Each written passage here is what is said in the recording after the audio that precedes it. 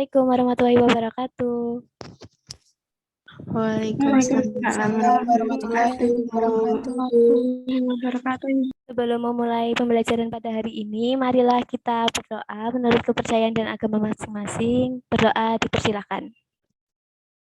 Berdoa dicukupkan. Gimana kabarnya teman-teman semuanya nih? Alhamdulillah baik, Bu. Alhamdulillah. Semoga hari ini bisa menjadi hari yang lebih baik ya daripada hari kemarin-kemarin. Oh ya, sebelumnya silakan mengisi link presensi yang sudah Ibu kirim di room chat ya, jangan lupa. Nah, kita kan sudah mulai memasuki perusahaan dagang. Nah, perusahaan dagang itu kan memiliki persediaan barang dagang yang nantinya akan ada keluar dan masuk. Yang nantinya ada barang dagang yang dibeli dan barang dagang yang akan dijual. Jadi, pada kesempatan hari ini kita akan membahas mengenai metode persediaan. Namun karena keterbatasan waktu, mungkin hanya metode FIFO saja yang akan kita bahas pada hari ini. Sebelumnya kan kita sudah membaca yang diharapkan Mbak-Mbak dan semuanya sudah membaca dan memahami apa yang saya share di Google Classroom terkait materinya. Nah, sekarang saya izin untuk share screen ya, Mbak-Mbak semuanya. Apa sudah terlihat? Sudah. Ya. Oke. Pada pertemuan kali ini akan membahas terkait untuk mencapai kompetensi dasar menerapkan metode persediaan dan melakukan perhitungan persediaan. Nah, tujuan pembelajarannya apa? Diharapkan Mbak-Mbak bisa menjelaskan pengertian metode persediaan, mengidentifikasi perbedaan, dan melakukan perhitungan terkait metode persediaan. Nanti akan Ibu bagi kelompoknya sekitar 4-5 orang di setiap room. Jadi nanti akan ada 2 kelompok. Nanti pembagiannya Ibu share di room chat. Nanti Mbak-Mbak bisa memasuk ke ruang breakout. Tapi sebelumnya kita akan membahas bersama-sama dulu, menjelaskan. Ibu akan menjelaskan sebentar. Nah, sebelumnya kita kan sudah membaca bersama-sama kalau di setiap metode itu bisa dicatat secara fisik maupun secara perpetual. Kalau secara fisik itu misalnya di toko sembako yang banyak produknya dan harganya juga relatif murah. Begitu ya. Kalau yang secara perpetual itu seperti di dealer mobil yang jenisnya nggak terlalu banyak, tetapi mudah diidentifikasi dan harganya juga relatif mahal.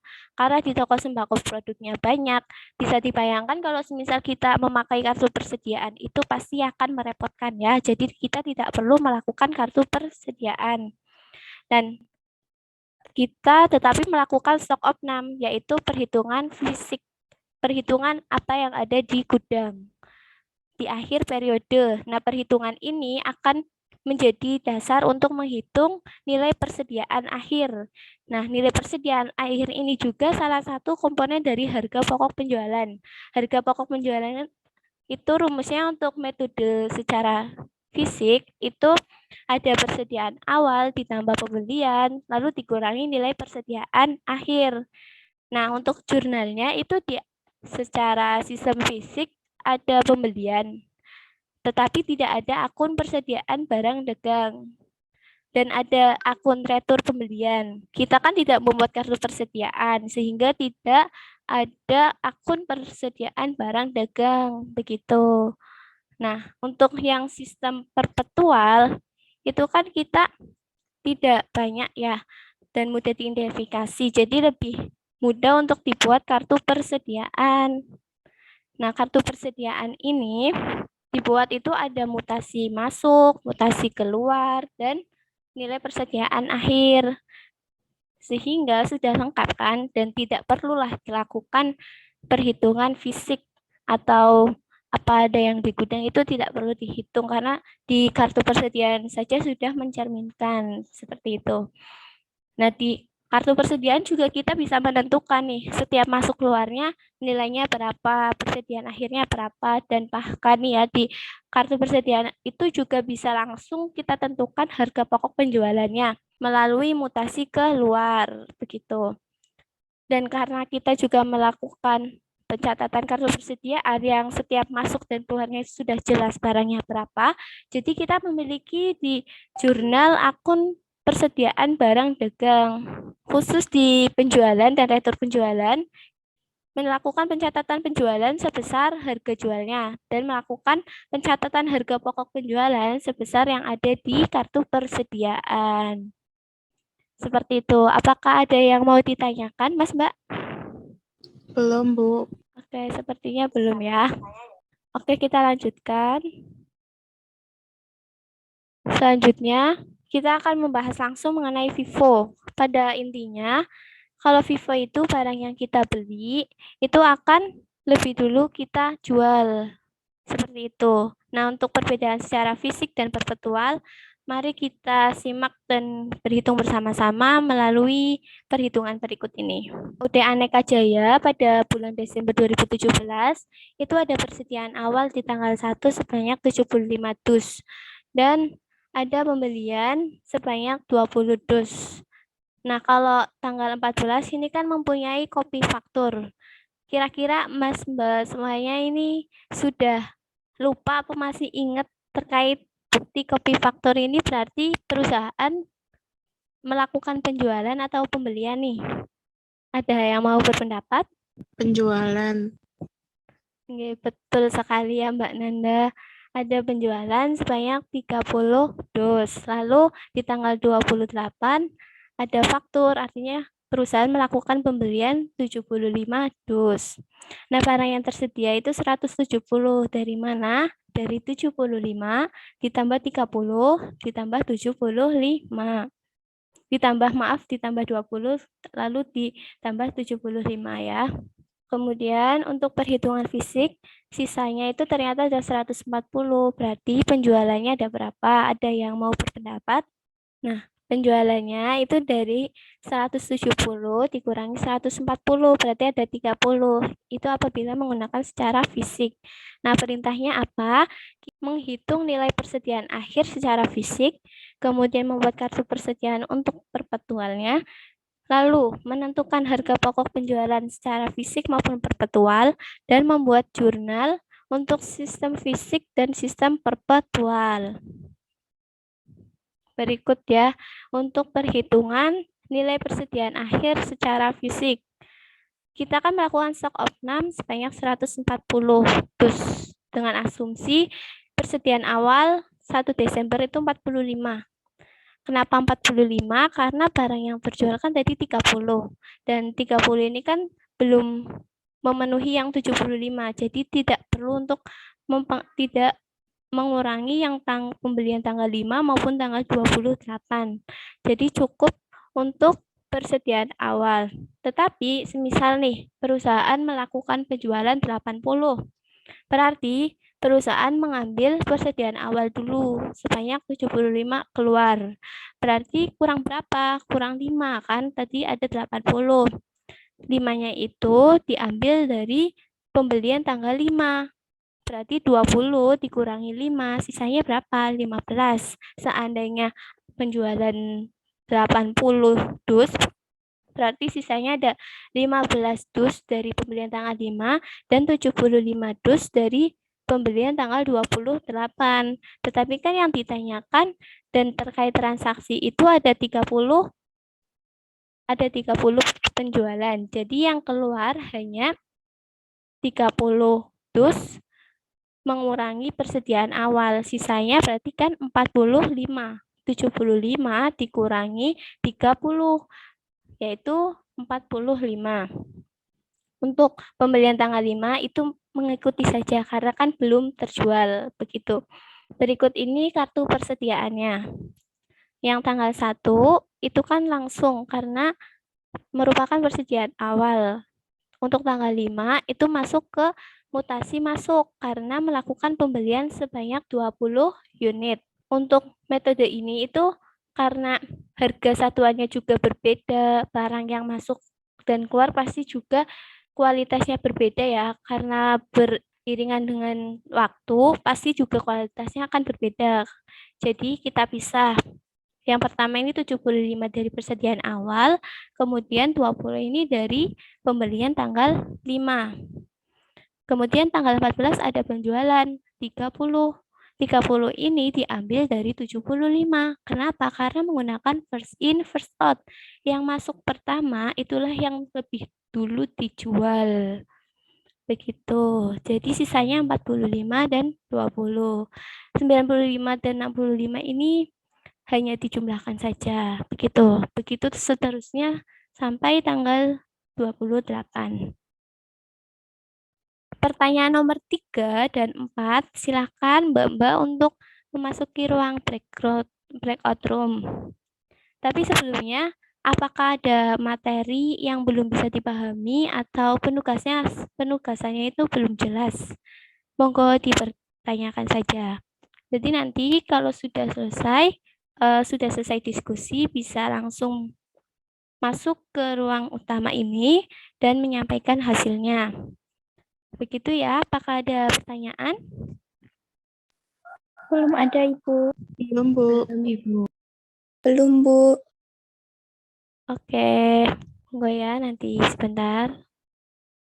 Silahkan untuk masuk ke ruang breakout room. Apakah ada kendala? Belum, Ibu. Belum ada, Ibu. Dari kelompok kami.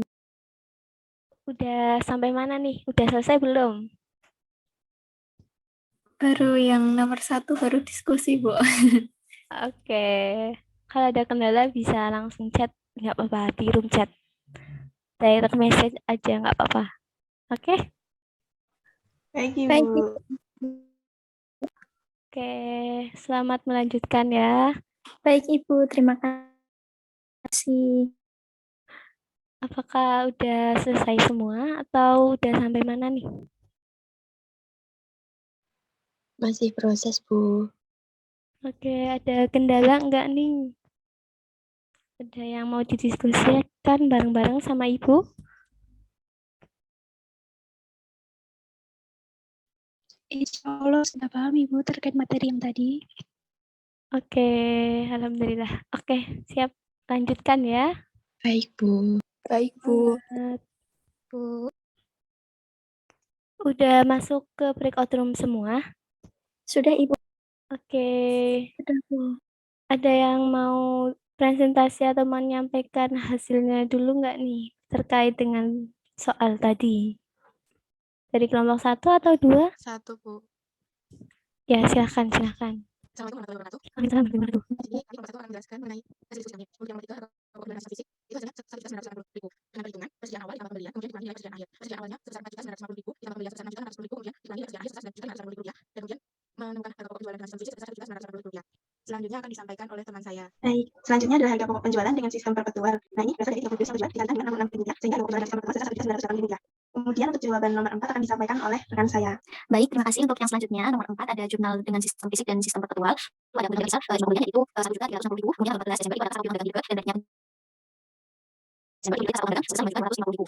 Untuk selanjutnya, jurnal dengan sistem perpetual akan disampaikan oleh anggota kelompok saya yang lain. Baik, terima kasih. Untuk selanjutnya jurnal dengan sistem perpetual. Untuk kembali Desember, itu persediaan dagang sebesar sedikit sebesar 1.360.000, lalu kas atau pemasukan dagang sebesar sedikit sebesar 760.000, lalu 14 kas atau piutang dagang sebesar sedikit sebesar 700.000, jualan sebesar sedikit sebesar 700.000, selanjutnya harga penjualan sedikit sekitar 990.000, dan persediaan dagang sedikit sebesar 990.000, lalu taruh dagang itu persediaan dagang sedikit sebesar 550.000, dan sebentar lagi ada kas atau dagang sebesar 550.000.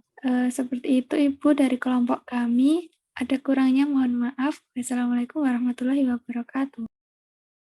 Waalaikumsalam warahmatullahi wabarakatuh.